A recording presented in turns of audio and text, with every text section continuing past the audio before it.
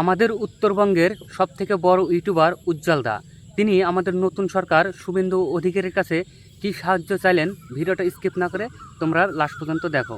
পশ্চিমবঙ্গের বর্তমান মুখ্যমন্ত্রী মাননীয় শুভেন্দু অধিকারী মহাশয়, আপনার কাছে আমি শুধু একটাই রিকোয়েস্ট করবো। আমি এরকম ভিডিও সাধারণত খুব কম বানাই। আমি কমেডি ভিডিও করি, মিউজিক ভিডিও করি, ছোট মোটো কিছু শর্ট ফিল্ম বানার চেষ্টায় আছি। আমি আজকে এরকম ভিডিও বানাচ্ছি তার কারণ, 1 মাস হলো আমার মেয়ে আমাকে রেখে চলে গেছে না ফেরার দেশে।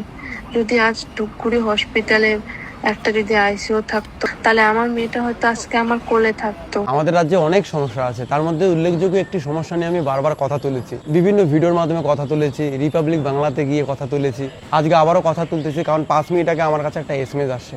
সেই এসএমএস এর ভিত্তিতে আমার তো ক্ষমতা বেশি নেই যে সবাইকে আমি হেল্প করব। আমি টুকটাক সোশ্যাল ওয়ার্ক করি বলে অনেকেই যে আমার বাড়িতে সাহায্য চাইতে, ক্যান্সার হয়েছে, থ্যালাসেমিয়া হয়েছে, জ্বর হয়েছে, এমন মানুষ গিয়েছে যাদের মান্থলি মাত্র 200 টাকার ওষুধ লাগে, সে 200 টাকা জোগাড় করতে পারে না। যাদের 200, 300, 400, 500 টাকা মান্থলি ওষুধ কিনতে লাগে, তাদের মধ্যে 2-1জনকে মান্থলি সেই টাকাটা আমি দেই। এটা আমার সাধ্যের মধ্যে, তাই হেল্প করতে পারছি।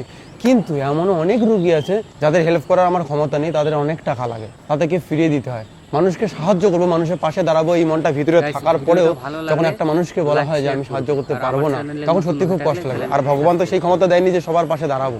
চেষ্টায় আছি যাতে ইনকাম আরো আমার ডাবল করতে পারি, যাতে আরো অনেক মানুষকে হেল্প করতে পারি। তাই বহু রুগী আমার বাড়িতে আসে, আমার কাছে হেল্প চায়, আমার হোয়াটসঅ্যাপে হেল্প চায়। আমি পারি না তাদেরকে হেল্প করতে। এমনকি আমার জীবনে আমার মা বাবা সবাই অসুস্থ, বাবার পেটে আলসার, মায়ের বন টিবি, শ্বাসকষ্ট। অ্যান্ড এই মুহূর্তে আমি চেন্নাই এয়ারপোর্টে আছি, আমিও চিকিৎসা করতে আসছি।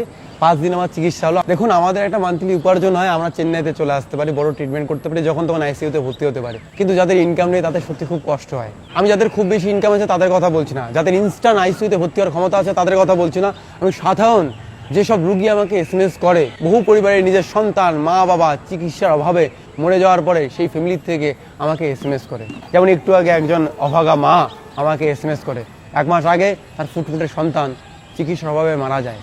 হ্যালো দাদা, আমি সুজাতা বলছি ফলাকাটা ব্লক থেকে। 1 মাস হলো আমার মেয়ে আমাকে রেখে চলে গেছে না ফেরার দেশে।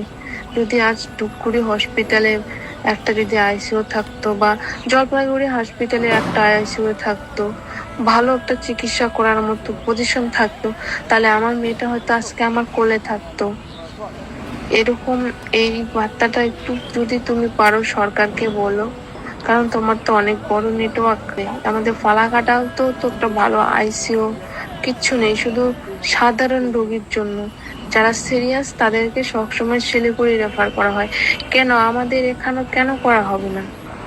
আর আমার মেয়ে তোমার গান খুব ভালোবাসতো, ওই যে তোমাকে ছাড়া থাকা যন্ত্রণা গানটা খুবই ভালোবাসতো। বলছি দাদা, তুমি তো অনেক